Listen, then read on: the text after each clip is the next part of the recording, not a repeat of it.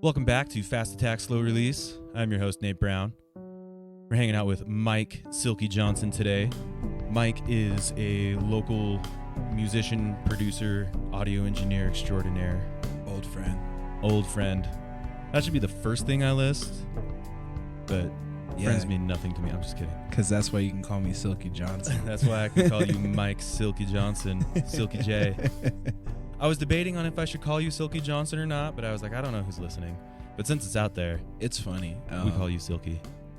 It's telling of like when you knew me in my life too. Why is that? Because it's purely tied to Guitar Center. Oh, for sure. Yeah. That's 78 BPM, my friend. That'll get you. Right on. Well, I feel like part of an exclusive club then, and I don't have you in my phone as Silky Johnson because I don't want to make people like question anything, you know? Who the hell is Silky Johnson calling me? You have some texts from Silky Johnson? I think someone sold your phone number. No. You're Silky Smooth. You make Silky Smooth beats, and I like it.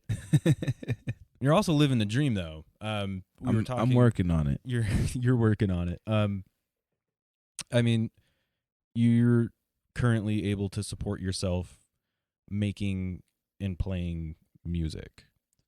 Yes, which sounds a lot better than it actually is. But I don't mean to say that as like any means of complaining or anything, because I'm in a much happier place over these last few months than I have been in a really long time. Right. I've been really enjoying the freedom that I have to be able to work on the things that I want to work on and do the things that I want to do. And my commitments to my 9-to-5 life were holding me back from being able to pursue things further with music, which is what I want to be my full-time thing, which I'm making it that, but there's still so much further to go. So that's the other side of like it sounds a lot greater than what it is, because I still got so much more that I want to do and want to accomplish and want to see done. So yeah, we're just getting started. That's awesome. And I mean, I think, like it is stressful, right? Like as a business owner myself, it's always like, when's the next check coming in? Yeah. Like who can I trust to pay their bill? And like, oh crap, what if I don't book a gig next week? How am I going to buy groceries? Or for me now, diapers or whatever it is. You know what I mean? Yep. So I mean, it's scary, but for me, like my worst day doing music stuff is better than most good days in an office. I totally agree with that statement, especially working retail. Shout out to Guitar Center. Done with that part of my life. But yeah, if it was like a choice between working retail again or something like that and doing music, there's no question that I would not be going back in that direction. Retail's hard, man. You deal with a lot of cool people and a lot of wackos. Yep, that's for sure. So, I mean, yeah, I mean, like, shout out to you, to retail folk out there. It's not an easy job, and I think it takes a very particular personality to be able to kind of navigate the public in a lot of ways. I applaud you, and it's something that I feel like even in music you have to deal with to a certain extent, because I mean, I am like able to like make money and off of like doing shows and stuff, but like a part of that is like we play corporate gigs, we play weddings, so we're not a full-on party band, but like we do party band related gigs too. So a lot of times too, you'll be in situations where you have to like we're playing a gig on Black Friday this year. Oh, nice. And it's like, man, it's messing up Thanksgiving for me, but it's like, oh, but that's a really nice check. So, and I have to like worry about like where that next one's going to come from. So it's like, yeah, I got to do this gig. So yeah, you work a lot of holidays when you're self-employed. Yep. Who's doing a Black Friday show? Somewhere in Boise. It's like a new Best Buy opening up, like open for one day only, Black Friday. Right. We got a band. Please buy a CD. Some shopping music. Get everybody in the mood. Come spend some money. Nice. Shoot. So one thing that kind of strikes me about, how you've kind of approached this like new stage of like being all in is, I mean, first of all, you got to make that leap, which has got to be terrifying, just making the leap. For sure. And like a lot of people, you know, you'll hear a lot of people say like, just do it. You just got to make the leap and things will line up. But that's not really, in my experience, the case, right? Like you make the leap and then you work your ass off. Definitely. So I mean, there's been a lot of groundwork that's been like pre-laid to get me to this point too. Sure. Like it's not just like, it's definitely not like an overnight success type of thing where you're just like, oh, I'm gonna wake up and like jump into music full time and start a studio or like start recording and working and producing songs for artists. Like I'd been doing it for years prior to deciding to wanting to do it full time, and all of that work prior was, one, sharpening skills, and then two, building a network. Those are like the important things. Because without the musicians around me to be able to work and produce music with, then I don't have anything to be able to do, basically. Like I can make music myself, but there's only so much that I can do in that frame. Like, absolutely. It's a small box that I've got for just me. Right. But when I add other musicians and other creative minds to that, like the possibilities become endless, and then I'm not limited by any stretch. And that's where like I'm able to produce like the best things that I work on is when I'm working with somebody else on their projects. Yeah, you've got that kind of creative back and forth. Yep. So I mean, like I get the same way. If I pick up a guitar, I can already tell you, I won't consciously do it. I will default to a key of D minor every time. Whatever you hear me noodle on, it's D minor, because when I was 15 and learning guitar, Tool released Lateralis, and that whole like their last 4 albums are all in D minor. I'm like, that's good enough for them. It's good enough for me. Yeah. And it's just you just drop that one string to D, and then you just play what sounds heavy. So I mean, the building a network thing is something that like a lot of people don't often think about, right? It's just like, hey, I'm a musician, cool, give me money, please. But I mean, until you establish yourself as, I think a lot of it in like the playing in bands especially, a lot of that is establishing yourself as someone that you can work with and that you can collaborate with and that you have a rapport with. Definitely. I think in this business, rapport is pretty much everything. Your reputation is everything. You've got to be professional about things, especially, so like when I got into the party band scene back in 2013, like that was my first experience, like not performing, but like being like performing with a band, like because I grew up like singing in church choir and everything, so like I'd played with like musicians and stuff and like sung with like big groups of people before and things like that, but even that was like preparation in a sense for getting me ready to be able to be comfortable on stages in front of people and being able to like work an audience, because that's a whole side of performing that you have to learn, in addition to being able to sing or like hold a note or keep pitch or whatever, like being able to like communicate with your audience in nonverbal ways and in verbal ways so that your performance is not boring, because that's something that won't get you called back for shows either. You've got to be captivating as a performer, and I'm not a dancer or anything like that. And I perform with people that are like that. No, it's like, because they're like certain party bands that I'll perform with, and be like, hey, can you do like this choreography piece along with this song? It's like, nope. Absolutely not. Not that singer. I didn't realize you expected me to be a Backstreet Boy. Right? So it's like understanding my lane and like where I fit and just owning that entirely. Every time I go out to perform, I'm coming with it. Like, it doesn't matter if it's 3 people I'm performing in front of or 3,000. Like, I'm always going to go out there and just do my thing. And have fun is the other part of it too, because like the thing with music that I think separates it from, I mean, I guess any art form like that, or media art form that people are working in, there's a sense of passion and love that goes along with it. Even if you're doing it professionally, you probably got into it because it was something that you were really curious about at some point in your life, right? Absolutely. So with music, like if you're at a point where all of the shows that you're doing are just like painful to do and you're not having fun when you're up on stage, I don't even get why you're still doing it. Like Right. you should go find something else to do that's going to make you happy, because whenever you're playing music, that should make you happy. Yeah. So I don't think that, you've got to like do the painful gigs to like know that you don't want to do the painful gigs. But Right. yeah, once you get past that point, it's like, I'm not here to like not have fun on stage, because that's what people are going to appreciate and remember when they are done watching me perform, was like, oh my gosh, like, you see how much she was like smiling was up there on stage, and like just it's just such a great time. It's like It's infectious, right? Like Exactly. when you can tell the performer is loving it and into it, I'm a lot more willing, even if I'm not like initially impressed. Like if the performer's super into it and loving it, I'm like, I wonder, like I should listen closer. I wonder what it is that's moving them so much right now. Yep. And it's a funny thing that you bring up, like learning to work a crowd and having to not experience that in a church choir type setting.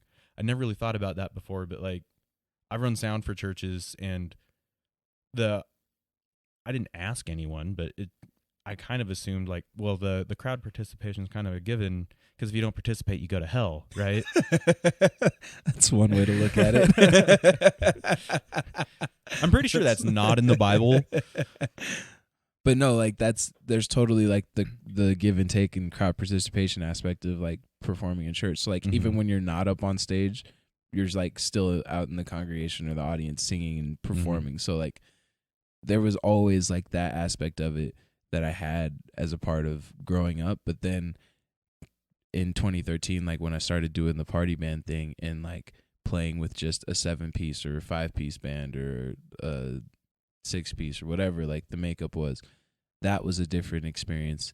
And getting to use like other skills that I was like into, like rapping and things like that. That was, I think, one thing that kind of like set me apart when I jumped into the party band scene, was that I was good at rapping, and that there were a lot of party bands that like were really interested in having that kind of stuff, because like it's a popular genre of music, especially for like a lot of these people that are like in their like mid to late 30s or in their 40s that like grew up listening to like the early days of hip hop. Right. Like they're the ones that are like hiring these party bands for like, come play my wedding, come play my anniversary, my birthday party. I want to hear some Tupac. Like that's awesome. So they want to, like, it's tough to find like consistent professional musicians that can do that well. And I think that's out here in Utah too. I don't think that's necessarily like a true statement across the board, but I think that, I mean, everything in my life has kind of like been a preparation for like the stuff that I'm doing now. Like I've always had fun listening to and memorizing songs that I'm listening to. Like, one of my earliest songs that I can remember singing is like "Make It Happen" by Mariah Carey. Okay. And that was like in the car seat with my mom, like in the back seat. And then, were you hitting the high notes like Mariah? I'm sure I was hitting those. I'm so proud of you. I still flex the falsetto nowadays, but and even like I don't know, like I just love like consuming music and then putting it back out. So singing along with stuff has always been like a fun part of listening to music to me. Yeah, kind of connects for me anyway. Like when I'm singing along to music, I'm connecting with it a lot more deeply than if I just sit and passively listen. Yep. And then like you're understanding lyrics and everything like that too, and like consuming all that. So that was one of the things that like when I got into doing party band stuff was like I wanted to make sure that I was never having to like look at an iPad or like lyric sheets when I was doing gigs. I wanted to memorize all of the songs that I was going to go out there and perform. Which taught me other things too, with like learning that you're not going to love all of the music that you perform, but sometimes you got to go out there and do it anyway. Yeah. And figuring out ways to memorize songs that you don't even like. Right. And still being able to deliver it and go out there and perform it and have fun doing it and add your own flavor or your own twist to it. Yeah. I think sometimes hating a song helps you remember it a little bit more. Yeah. You know what I mean? Like that one ex that you hate so much, but you can't forget their face is just seared into your mind. Like most songs that annoy me, I can sing them very well for you. Yep. You know, like because they just sit there and torment me for like days at a time. And I don't know, like with music I like it'll get stuck in my head, but often it's just the melody sometimes if I haven't really like actually sung it ever. It's weird. Like I can commit things to memory a lot more if I hate it. There's something about it. Yeah.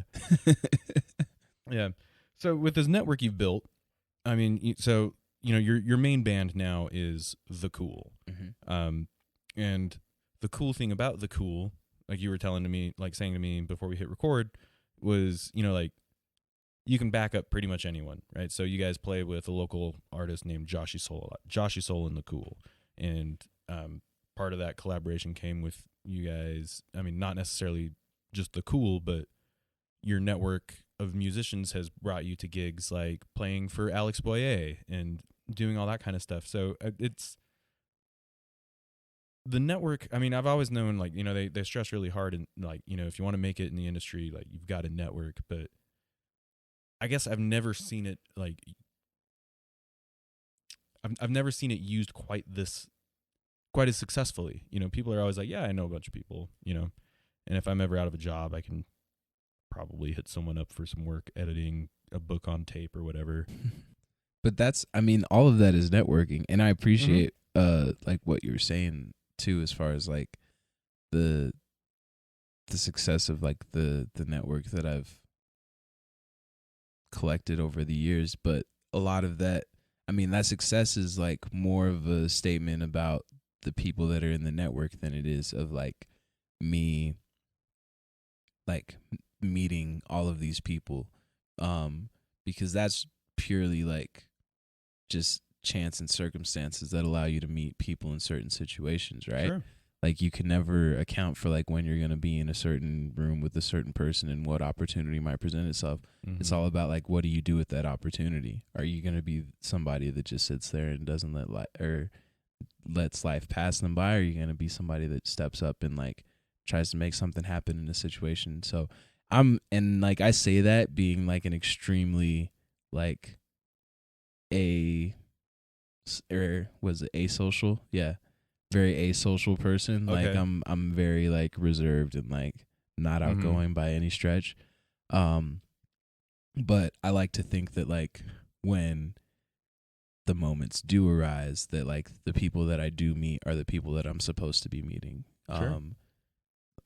I'm able to bring it out at the right times. Yeah. And then a lot of the people too, I'm an extremely loyal person. A lot of the people in my network are people that I've known for years, and that maybe like at like 8 years ago or something, like we were doing one thing and then it's like we had these like big dreams and aspirations or something, and then that kind of died off. But it's like, no, I haven't forgot about like you and like what it is that you were doing at that time. Like that's why I'm so excited about like the stuff I'm doing right now, because I'm finally starting to lay the groundwork for a platform to be able to do more for musicians that are in my network, to be able to give them more opportunities and make more of their dreams happen, because that's what I really want to see. Like that's the stuff that motivates me, is trying to help the people around me make their dreams reality.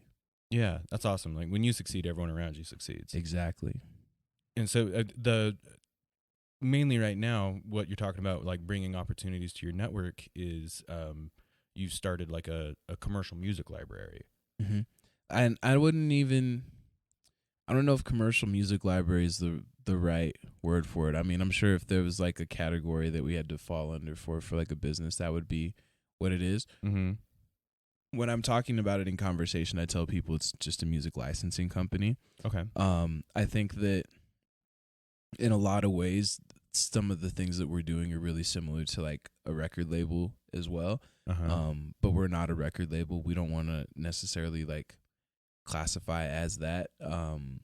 But that's where the idea and the philosophy of like a network or a collective of individuals comes into play with what we've started.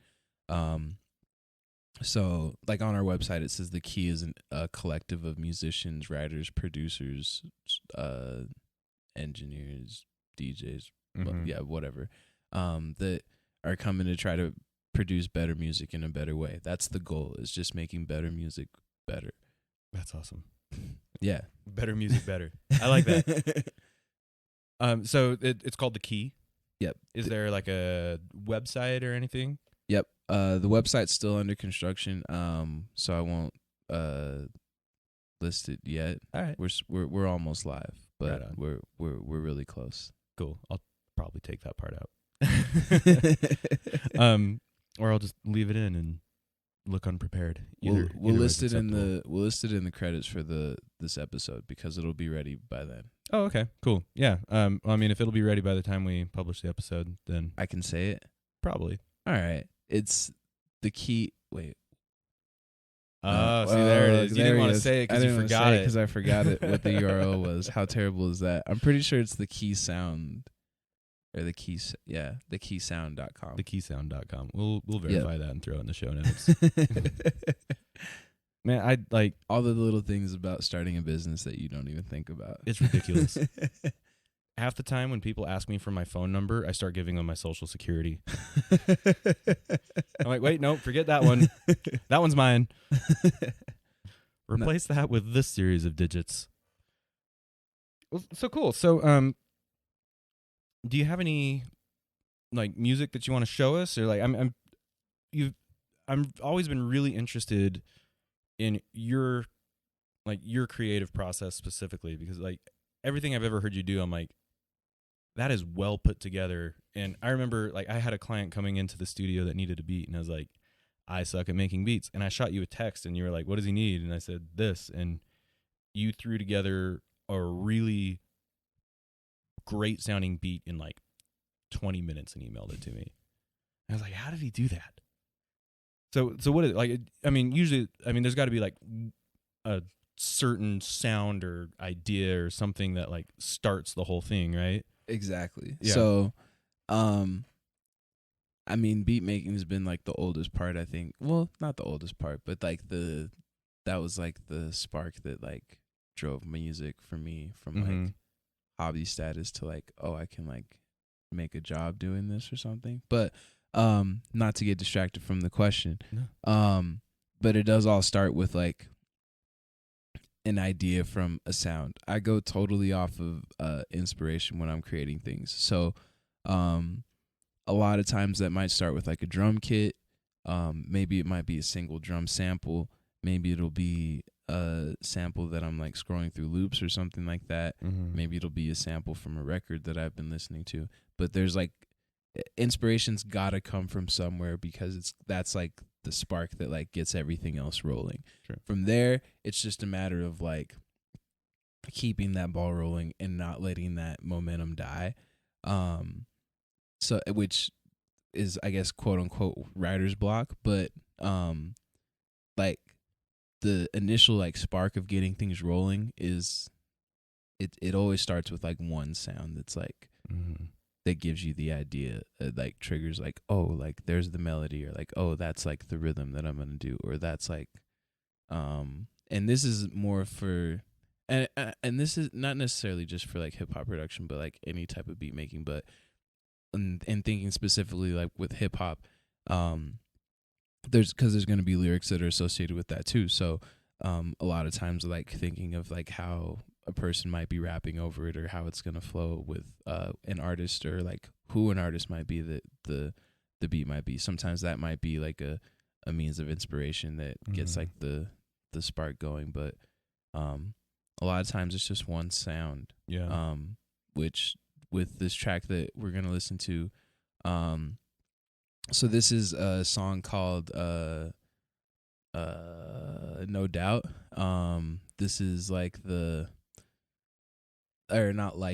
is the second iteration of this song. The first time that around the Nate and I did this, the beat that we'd done it to was much slower. So the verses and lyrics and everything had already existed, but the beat itself for this version of it is new. So the beat started, and actually you can look at the date it says on the top of the track there. I'm leaning in. We've got Mike's production computer here in the studio along with, and he's nowhere close to it.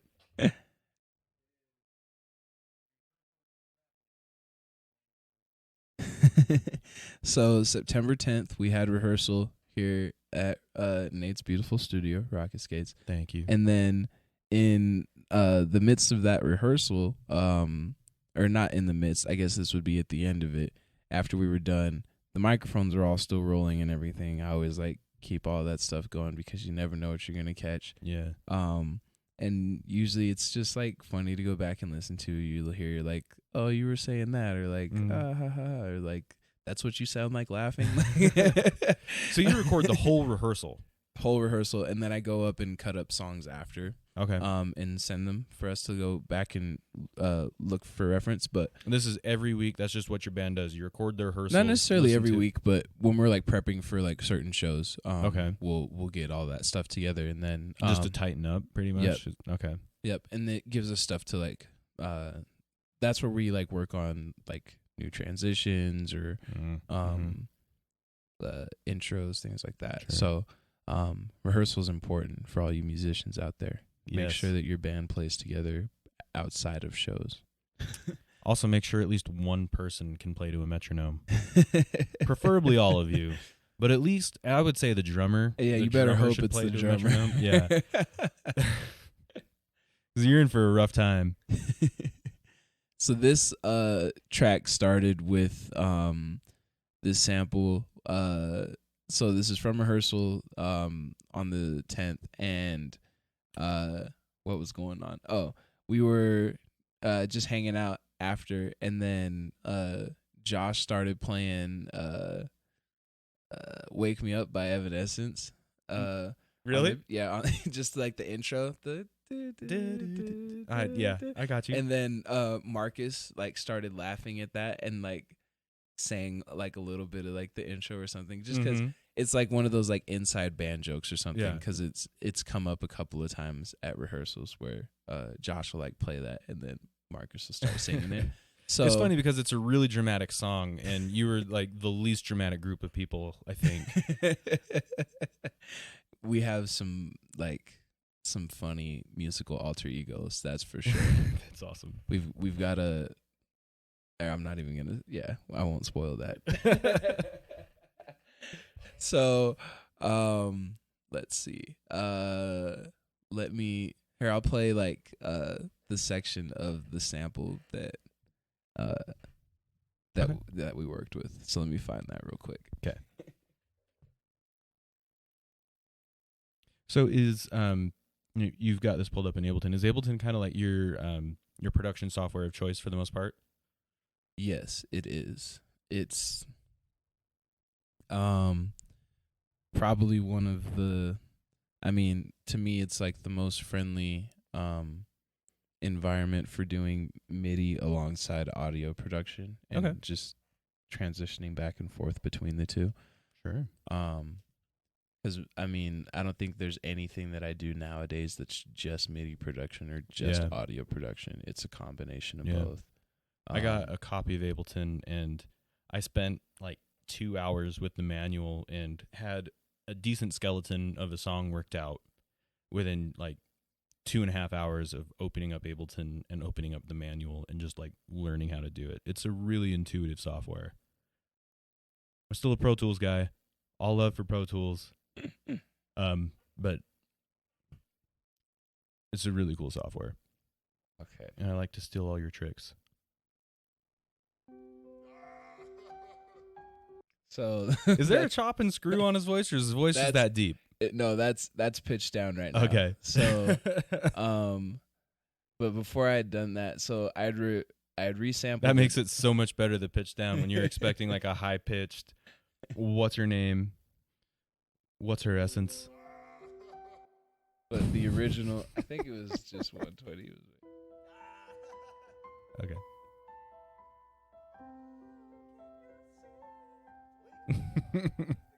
Okay, pitch it back down. Or, whatever you want to do. It's your session. And then we went, and so we, before I had recorded and everything, I just like started slowing it down slowly.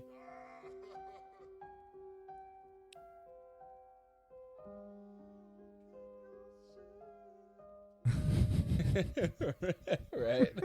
How can I say? Yeah, I've got a lot of good funny samples of Marcus singing stuff. That's so Shout out awesome. to Marcus. He plays trombone, but he also gives me a lot of great samples. That's so. awesome. So then we resampled just that little section there, and then it was at that pitch and everything. So this is the sample that we've got now. Okay. So we took that from this project into the new one. I probably just did like a save as type of thing to get it over there, and then deleted all the other tracks besides the loop. So then I took this loop that I recorded, and then we threw it into a sampler inside of Ableton, and from there I'm pretty sure it just sliced to transient, and then I went and just adjusted the sensitivity for so this is the instrument that we've got from that. Let's see. Let's go down.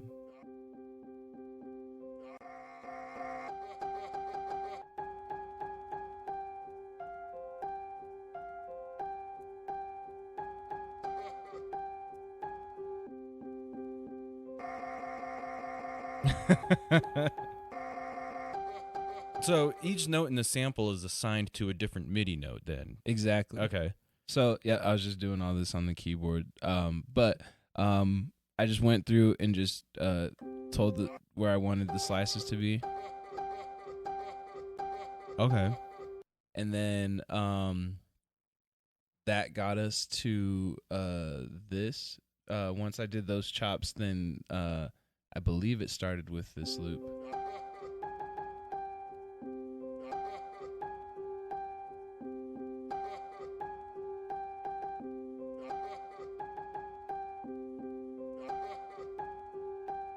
And then next, after that, it gets a lot moodier when it's in like that kind of chopped up loop.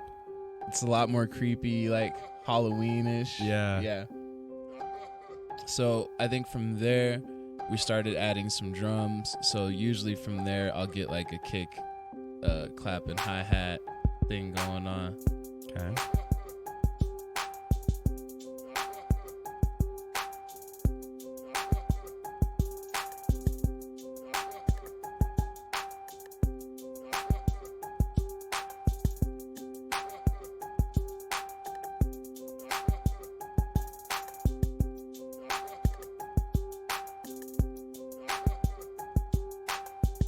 That sounds really cool. And then at that point, I think the next thing to come in was probably the 808. That's the important part for any trap music.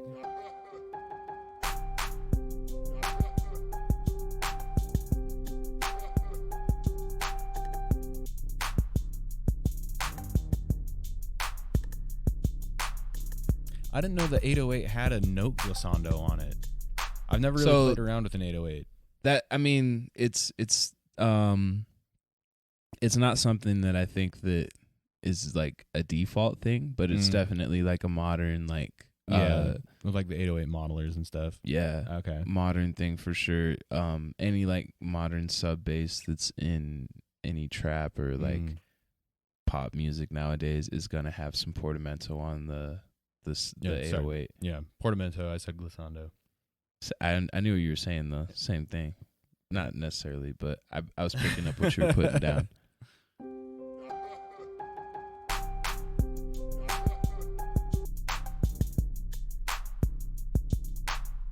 And then what else did we have from here? I think this was all like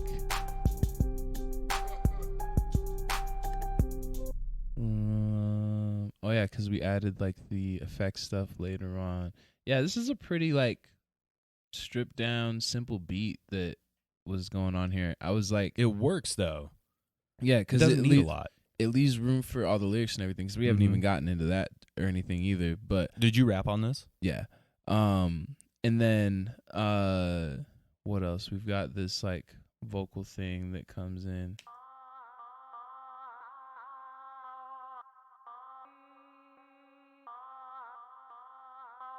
That's super cool.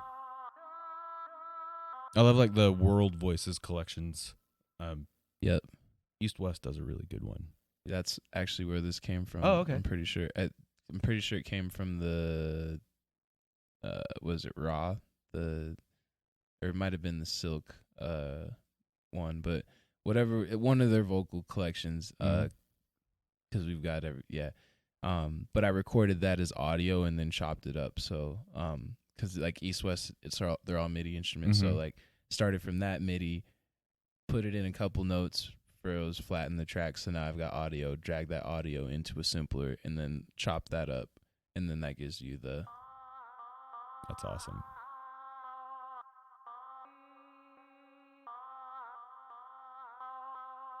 This one I was like less picky about where like the chops were, because it needed to be more like ambiguous, I think, and like in the background. In my feels as of lately. Yo, girl wanna pull up, I said maybe.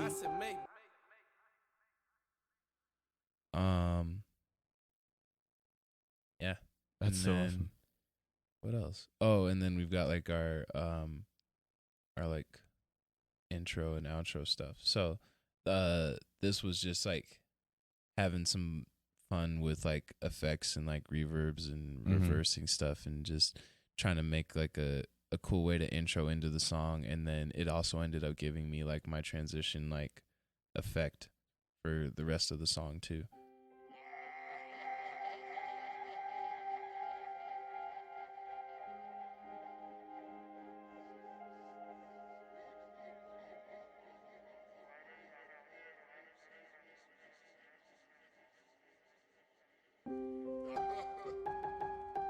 I love that I'm listening to this in headphones. The panning on the like the delay and everything is tripping me out, and I love it. So I love the sweep thing. It's like super like creepy.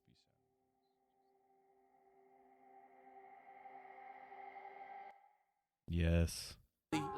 Yo, girl wanna pull up, I said maybe. She tried to waste my time, that bitch crazy. Money and the music, those are the main things. I've been thinking every day, but the thinking ain't cliche. I've been working on a play that's gonna push us to the bank. Stacking paper every day like it got stuck. Now, with all of that, we've got our intro. We had to like play with our flow and everything with the verses too to like get all that to sit again nicely, but that didn't take too long to refigure out. But it was a much better fit.